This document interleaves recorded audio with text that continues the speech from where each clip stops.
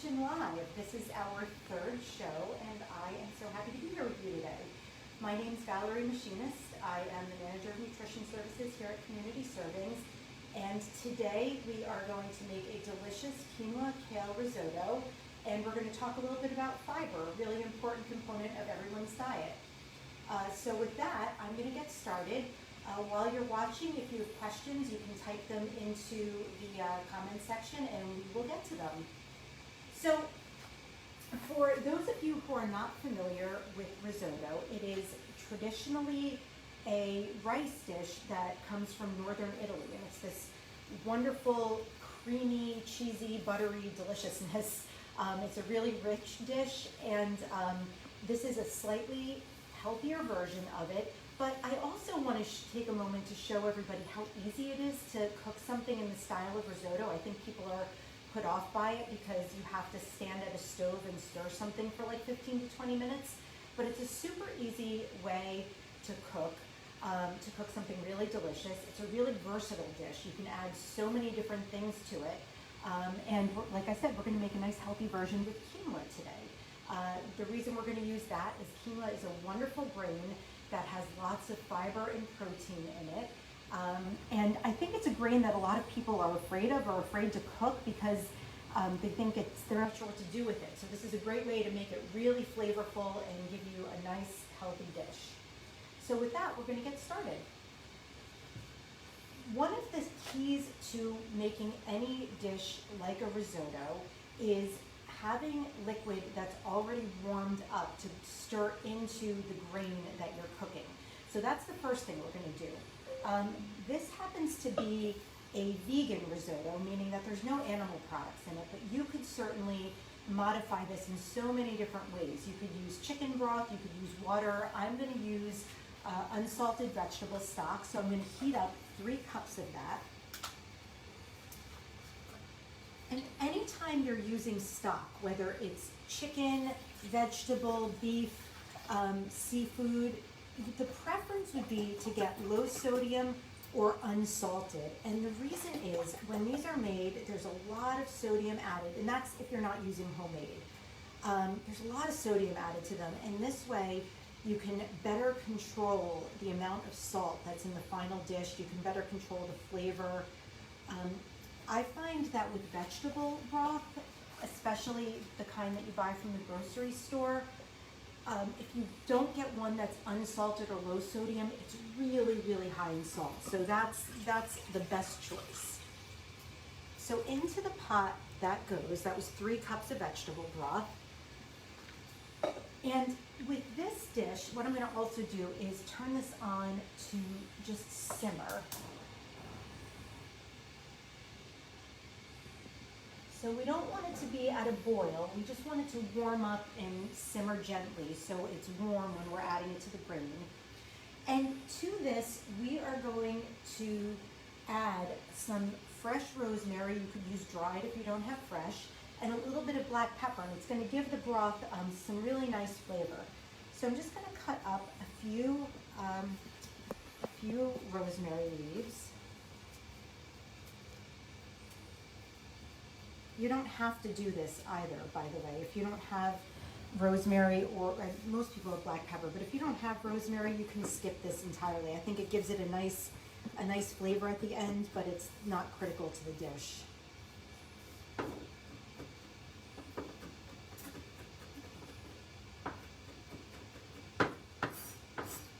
So that's about a teaspoon of rosemary. Put it in there, and I'm going to put in a 1/4 teaspoon of black pepper. And we are just going to let that come to a simmer. So the next step is to get the grain going. So we're going to start by heating some olive oil in a pot and cooking some red bell pepper and onion. And this is, so I'm actually just going to put about a tablespoon of olive oil in this pot. Start this heating up. And anytime you make a risotto, you typically start with heating up a fat oil, butter, some combination, adding some onion and getting that nice and cooked, and then adding any other vegetables that you want to put in as part of that base, and then adding the grain, and then you start adding the liquid. So it's a really easy process. We're going to use red bell pepper to give this dish a little bit of color, and we're also going to put in a little garlic for extra flavor. And then at the end, we're going to add kale. And one of the things I really liked about this recipe is that it's so versatile. You could use kale, which happens to be in season right now. Most dark leafy greens are. You could use spinach, you could use collards, you could use chard if you had access to it. You could buy all of these vegetables frozen and add them in at the end, so they don't have to be fresh if you don't have access. Again, super versatile dish. What I did want to show you was when you're cooking with kale, kale and a lot of these dark leafy greens have this really thick stem in the middle, and it takes a long time to cook. It's really fibrous. You don't necessarily want it in a dish where it's just going to mostly get steamed. So the best thing to do is you can either rip the leaf off of the stem, or you can just cut it out like that. And you can save this, you can compost it, you could save this, put it in your freezer and make vegetable stock out of it, or use it in chicken stock at a later date. And then you just give it a rough chop. And I'm gonna add this to the 4 cups of kale that I already chopped and washed earlier. And again, that's gonna go in at the end. We don't want it to get mushy and overcooked. So you want to add delicate things like greens towards the end of the cooking. So this is nice and heated up. I have a half of a chopped onion that I'm going to add.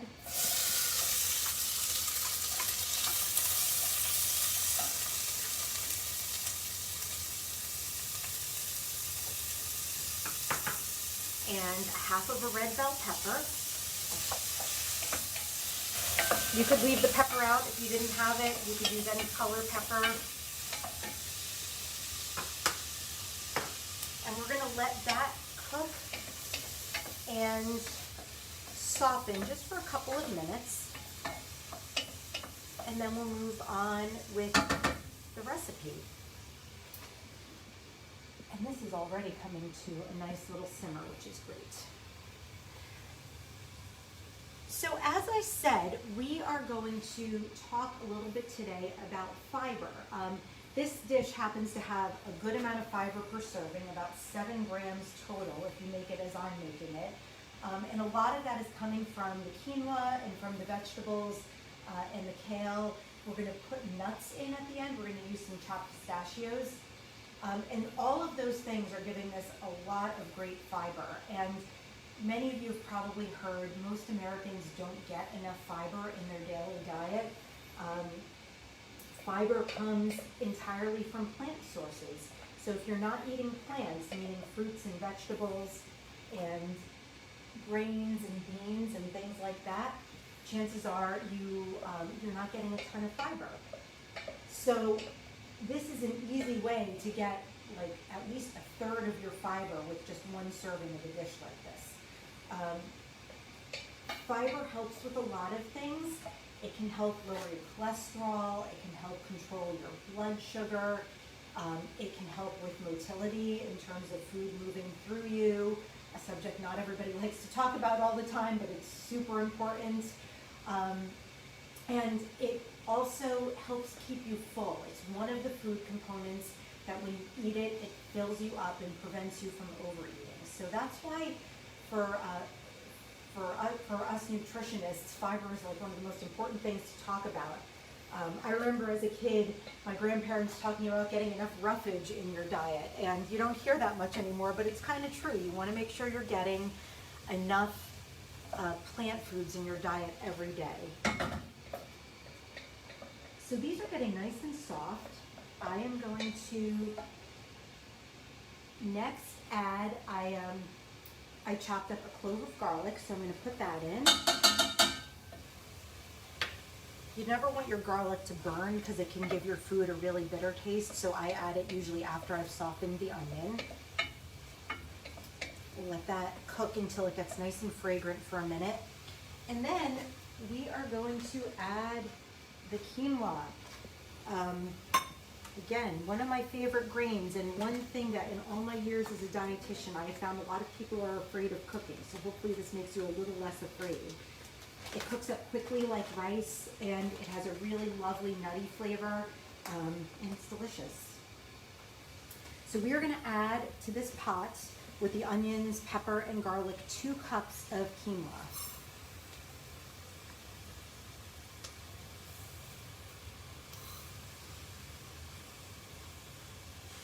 Quinoa is also a food where I didn't have access to do this yesterday when I was shopping for this, but quinoa is something that you can usually buy in bulk at the grocery store, which also makes it super affordable. So what I'm going to do is stir the quinoa into this, get it all coated with the oil and the onion and garlic. Just let it toast for like a minute or so. And then we're going to start adding our broth. One of the things that makes risotto so good when you make it with rice or really any grain is the constant agitation that you're doing in the pot. You add broth and you stir it. You don't want to stir it constantly, but you stir it with some frequency. And it's that agitation that almost like knocks the grains against one another and causes it to become really creamy without actually adding any cream to it. So that's one of the things I love.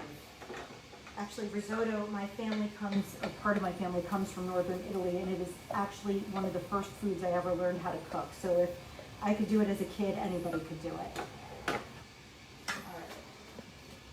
So I'm gonna start by adding about a cup of liquid to this. Ooh.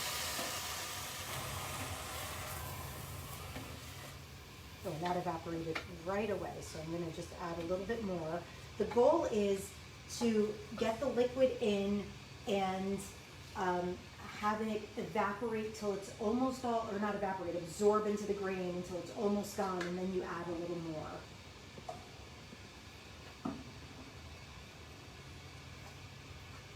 There we go.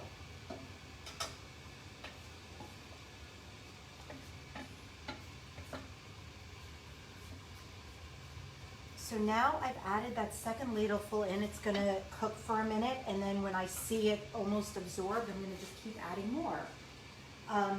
While I do this, since this is going to take like 10 to 15 minutes to cook, I'm going to talk a little bit more about fiber and answer any questions that come through as well. So there's 2 types of fiber. They're called soluble and insoluble fiber. And when you look at a nutrition facts label, often it'll just say total fiber, and that's okay. They have 2 sort of separate functions in our bodies. Soluble fiber is the kind of fiber that actually helps you lower your cholesterol and can help control your blood sugar a little bit. So a lot of times when people get diagnosed with high cholesterol and your doctor or a dietitian tells you to eat more fiber, they definitely want you to focus on some soluble fiber because that almost traps cholesterol in your blood and helps your body excrete it. So a lot of people with some dietary changes can control their cholesterol without going on medication, which is wonderful. That's sort of the goal. And insoluble fiber is the fiber that helps with gut motility, so helps things pass through you, can help prevent constipation. Like I said, a topic not everybody wants to talk about, but is also super important to talk about. And I should say that all fiber is, like I said, it comes from plants, but fiber is the indigestible part of plants. So we take in the nutrients from it and then we pass the fiber through us. And most plant-based foods have both insoluble and soluble fiber in them. One of the best sources of soluble fiber is actually oats or oatmeal. And back in, I want to say like the 80s and 90s, the Quaker Oat Company had like a whole campaign for years and years based on the fact that oats can help you lower your cholesterol, which is actually true. So eating oatmeal every day or a couple times a week is really good. Adding oat bran to baked goods or sprinkling it on things is a really good way to get that into your diet. Cheerios, actually, I'm not promoting any specific brand, but Cheerios and oat cereals like that are all made from oats and they can help as well. Other good sources of insoluble fiber are many fruits, beans, and legumes. They all have insoluble fiber in them. Flax seed or flax meal in particular, ground up flax seeds are also great. And then insoluble fiber is in wheat bran. So that's when you hear people talking about eating whole grains, that's where your insoluble fiber is coming from.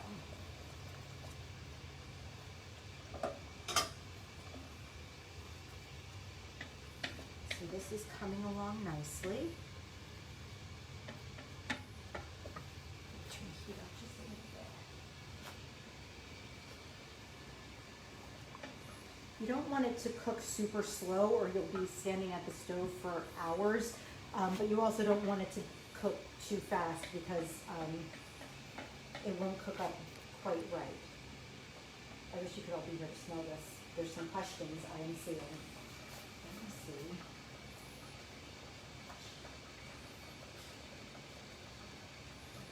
Let me find the comments and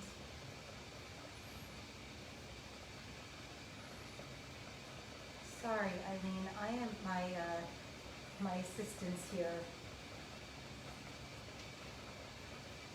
Oops. I'm having trouble pulling up the comment section. Perhaps you could read some to me. Absolutely. Does the kale taste strong in this dish? It tastes like kale. It's not super strong, but if you don't, I mean, kale has definitely like a distinct bitter flavor, and if you're not a fan of it, I would say substitute with something like spinach or baby spinach. That'll be a much milder taste than the kale would be. Great question. Grab some new gloves.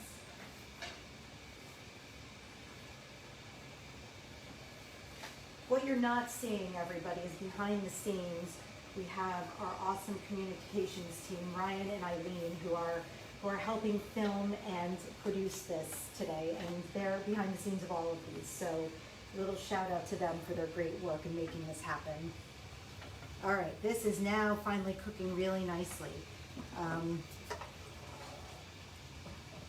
So some easy ways to add fiber into your diet without making a big production out of it is, first and foremost, make sure you're eating some plant foods every day. Make sure you're eating some fruits and vegetables.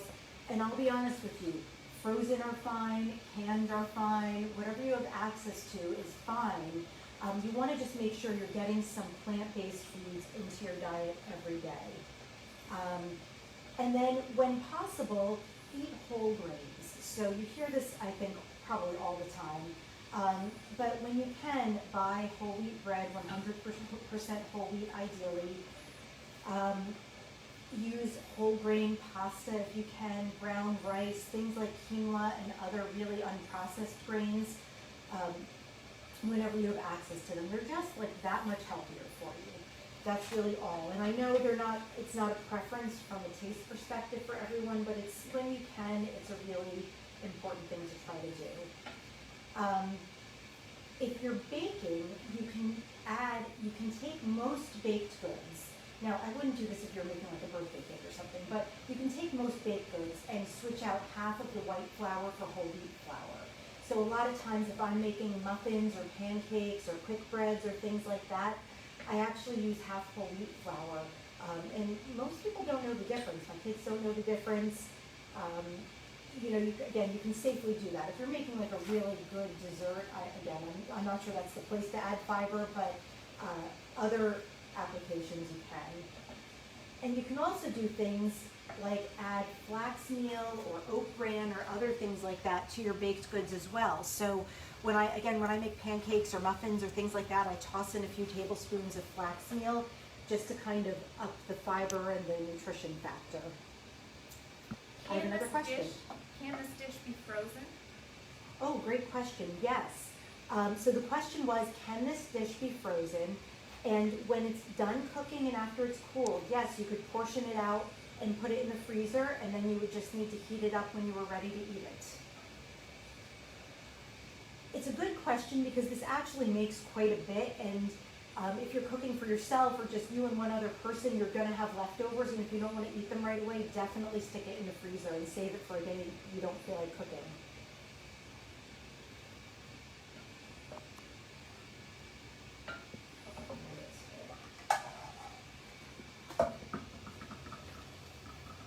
So this is getting towards done, and I am actually going to heat up the remaining vegetable broth. This is something that can sometimes happen. The recipe called for 3 cups of vegetable broth, and I may need a little more than that. So I'm just going to heat up the last cup that I had in that container. If you were making this and you ran out of broth completely, you could just use water. It would be completely fine.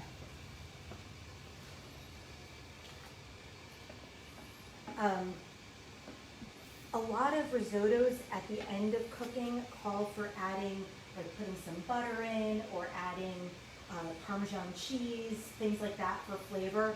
I'm not going to do that today, but I actually do think adding some Parmesan cheese into this would be really good. If you are a vegan and didn't want to add cheese to it, you could buy like vegan Parmesan cheese. You could add a little bit of nutritional yeast for some extra flavor to it. But I am going to finish this off as soon as the quinoa is just about done cooking. I'm going to finish it off with a little bit of lemon zest when I add the kale.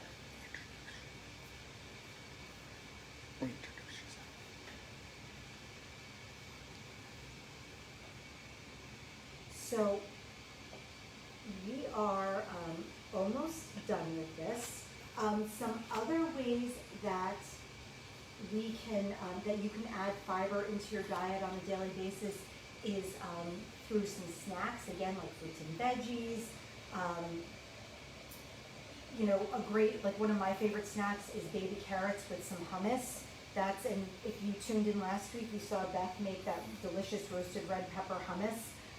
But there's thousands of store-bought options.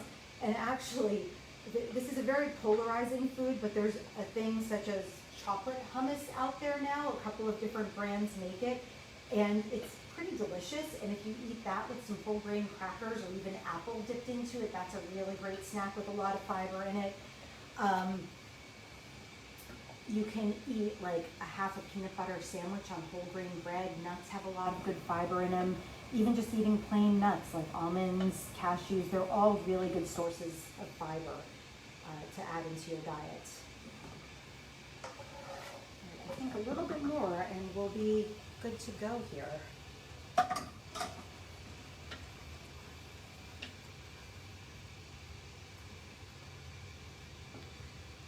When you're making quinoa, one of the ways you know it's starting to get done or it is done is you start seeing these little like rings or halos coming off the grain, and that is an indication that the grain is like nice and swollen and cooked. So I'm starting to see that here, which is telling me that this is just about done.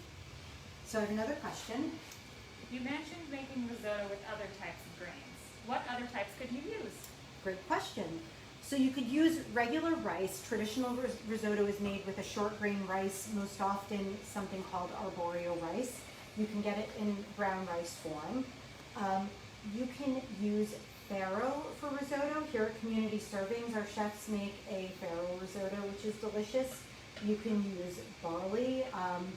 You can use most grains. They're not going to get quite as creamy as rice does, but it will work with all of them. Good question. Cooking times are going to vary too.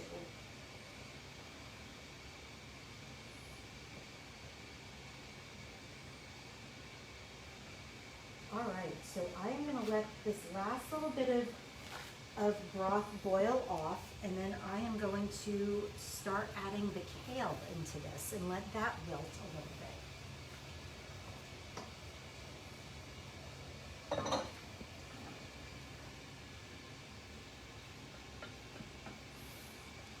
Risotto is actually a dish that our chefs make here a lot because it's just so versatile. You know, something else I didn't mention, we're talking about fiber more than protein, but you can add a lot of different proteins into risotto as well. So you could add chicken, you could add fish, you could, beef I'm not so sure I would add, but you can also add, like, a lot of shellfish are really good, like a really great dish that's like a luxury is lobster risotto. But you could add really any kind of protein. You could put tofu in at the end just to up the protein factor. Quinoa actually has a good amount of protein in it, which makes this like a really great grain for a lot of reasons. All right, so the rest of this is just about boiled off. I can tell the quinoa is just about done. So I'm gonna add in the kale a little bit at a time, stir it in and let it wilt.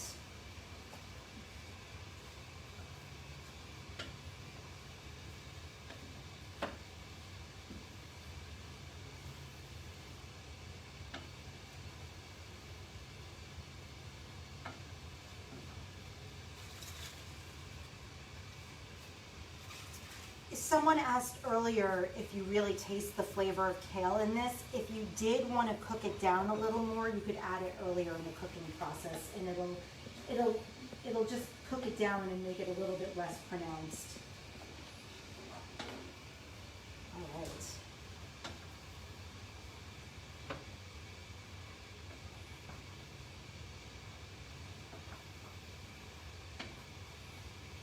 I'm going to let this cook for just a minute while I put in some lemon zest for a last little pop of flavor.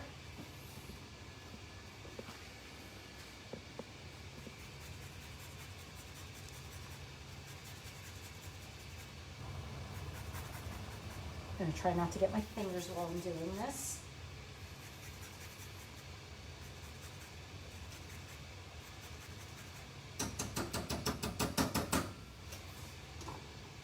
And I'm actually going to turn the heat off.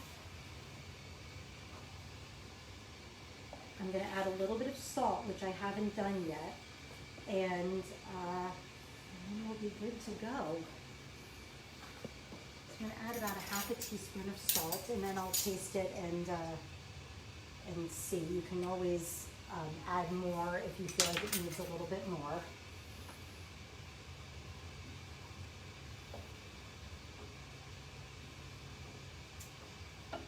And then we're just going to serve this up. This recipe calls for adding some chopped pistachios at the end, which I happen to love. I love pistachios.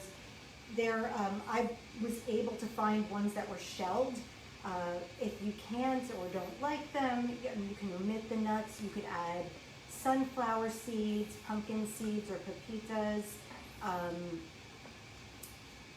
You could add almonds, cashews, or just leave it out altogether. I think it adds like a nice little flavor and crunch at the end. So just sprinkle a little on each serving, and there you have it. This is Quinoa Kale Risotto with pistachios. As you can see, it was super easy and straightforward to make. Hopefully I have dispelled any myths about cooking a risotto type dish. And hopefully I answered some of your questions about fiber and how important it is. One thing that I do want to add about fiber is if you suddenly increase your fiber intake, please be sure to also start drinking a little bit more water.